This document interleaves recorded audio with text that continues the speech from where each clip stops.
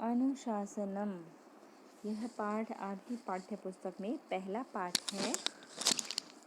अनुशासनम का अर्थ होता है बच्चों शिक्षा या आदेश। गुरु के द्वारा जो शिक्षा शिष्यों को दी जाती है वही शिक्षा अनुशासनम कही गई है। ये जो पाठ है आपके पास वैदिक वाङ्मय में अद्वितीय स्थान रखने वाले तैत्तरीय उपनिषद के 11वें अनुवाक से लिया गया है। उपनिषदों का जो प्रादुर्भाव है वैदिक ज्ञान के विकास के रूप में हुआ है, अर्थात उपनिषदों का विकास वैदिक ज्ञान को फैलाने के लिए हुआ है। वैदिक ज्ञान का सरलीकरण करके उपनिषदों के द्वारा उपनिषदों में उसे लिखा गया है। उपनिषद का अर्थ होता है ज्ञानार्थ गुरु के समीप बैठना। इस गुरु शिष्य परंपरा में अध्ययन के उपरांत आचार्य के द्वारा अर्थात गुरु के द्वारा शिष्य को जो जीवन उपयोगी उपदेश दिया गया है वही उपनिषदों में कहा गया है। और यह मनोरम उपदेश इतने सहज भाव से प्रस्तुत किया गया है कि सीधा हृदय को स्पर्श करता है, जो तैत्तरीय उपनिषद से संकलित करके यहाँ आपकी पाठ्य पुस्तक में आप लोगों के लिए दिया गया है। ठीक, तो दो बातें आप समझ गए, उपनिषद क्या है और अनुशासनम का अर्थ है शिक्षा और आदेश। उपनिषद अर्थात ज्ञान के लिए गुरु के समीप बैठना। समझ गए आप लोग? अब आप देखिए इसे ध्यान से। यहाँ पर वेदम अनुच्य, ये देखिए वेदम अनुच्य अन्ते आचार्यो अन्तेवासिनम अनुशास्ति, अर्थात वेदों को अनुच्य पढ़ करके आचार्यों के द्वारा अंतेवासिनम अपने शिष्यों को अनुशास्ति उपदेश दिया गया। वेदों को पढ़ करके आचार्यों के द्वारा अपने शिष्यों को उपदेश दिया गया। क्या उपदेश दिया गया? क्या कहा गया उनके द्वारा?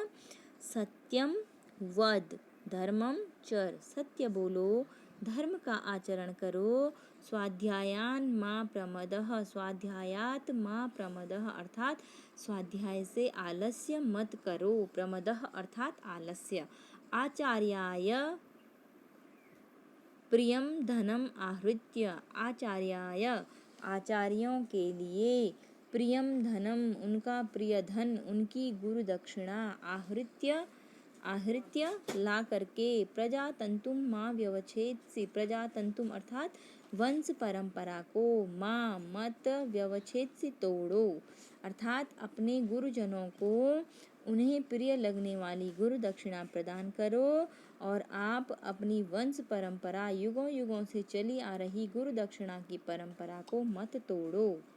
इसके बाद कुशलान प्रमदितव्यम, कुशलान कुशलता के लिए, अर्थात आपके अंदर जो कार्य को करने की कुशलता है, क्षमता है, उसमें आलस्य मत कीजिए। प्रमदितव्यम, आलस्य मत कीजिए।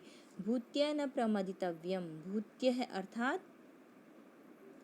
ऐश्वर्य, धन, संपत्ति के लिए आलस्य नहीं करना चाहिए, अर्थात ऐश्वर्य के लिए, धन संपत्ति के लिए भी मनुष्य को आलस्य नहीं करना चाहिए।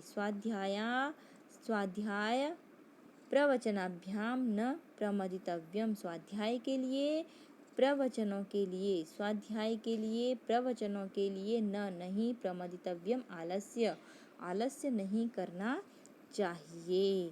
देव पितृकार्याभ्याम, देव कार्य और पितृ कार्यों के लिए न प्रमदितव्यम, आलस्य नहीं करना चाहिए। मातृदेवो भवः, पितृदेवो भवः, आचार्य देवो भवः, अर्थात माता पिता और आचार्य, माता पिता और आचार्य क्या होते हैं? देवतुल्य होते हैं। इनकी हमेशा क्या करो? इनका सत्कार करो, इनकी पूजन, इनका सम्मान करना चाहिए। देव पितृ कार्याभ्याम, और देव कार्यों के लिए, पितृ कार्यों के लिए न प्रमदितव्यम, आलस्य नहीं करना चाहिए। देव कार्यों के प्रति, पितृ कार्यों के प्रति जो आपका कर्तव्य है उसमें आपको आलस्य नहीं करना चाहिए। मातृदेवो भव, पितृदेवो भव, ये हो गया।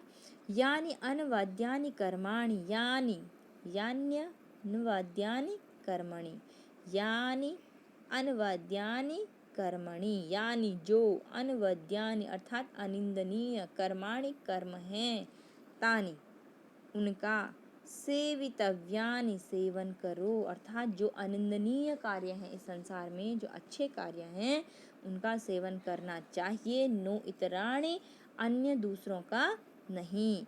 यन्यस्माकं यानी अस्माकं सुचरितानि यानी जो अस्माकं हमारे सुचरितानि सुचरित्र हैं, अच्छे आचरण हैं, तानि उनका त्वयो तुम्हारे द्वारा उपास्यानि उपासना करनी चाहिए अर्थात गुरुओं के द्वारा आचार्यों के द्वारा जो किए गए अच्छे आचरण हैं, उनके जो सुचरित्र हैं, उनका शिष्यों को आचरण उपासना करनी चाहिए। नो इतराणि अन्य किसी की नहीं। अथ इसके बाद यदि ते कर्म विचिकित्सा यदि तुम कभी कर्म के विषय में विचिकित्सा अर्थात संशय की स्थिति, या इस प्रकार समझिए कि कौन सा कर्म ऊंचा है, कौन सा नीचा है, कौन अच्छा है, कौन बुरा है, इस प्रकार के संशय की स्थिति यदि तुम्हारे जीवन में कभी हो वाह तो तुम्हें क्या करना चाहिए। या इस प्रकार की स्थिति हो या वृत्ति विचिकित्सा अर्थात आचरण को चुनने में संशय की स्थिति हो, तब तुम्हें ऐसी स्थिति में, ऐसी संशय की स्थिति में तुम्हें क्या करना चाहिए। ये तत्र ब्राह्मणः सम्मर्शिनः ये जो तत्र वहाँ पर उपस्थित ब्राह्मण अर्थात ज्ञानी लोग, गुरु लोग, सम्मर्शिनः अर्थात विचारशील, युक्तः जो ज्ञान विज्ञान से युक्त हों, आयुक्तः जो स्वतंत्र निर्णय लेने में सक्षम हों, अलुक्षः जो कोमल हृदय हों, और धर्म कामः स्युः और जो कर्तव्य परायण हों, धर्मनिष्ठ हों, ऐसे ब्राह्मणों से, ऐसे गुरुओं से, ऐसे ज्ञानी पुरुषों से आपको क्या करना चाहिए, सीख लेनी चाहिए अर्थात यथा ते तत्र वर्तेरन जैसा वे लोग वहाँ आचरण करेंगे, जिस भी परिस्थिति में आप लोग हैं वहाँ पर वो जैसा आचरण करें आपको भी वैसा ही आचरण करना चाहिए। वर्ते था आपको भी वैसा ही आचरण करना चाहिए। ऐसा आदेशः यही उपदेश दिया गया है। ऐसा उपदेशः यही उपनिषदों का संदेश है। ऐसा वेदोपनिषदः यही वेद उपनिषद वेदों का ज्ञान है, उपनिषदों का सार है। एतत् अनुशासनम और यही अनुशासन है, यही वेदों की शिक्षा है। एवं उपासितव्यम तुम्हारे द्वारा ऐसा आचरण, इसकी उपासना की जानी चाहिए।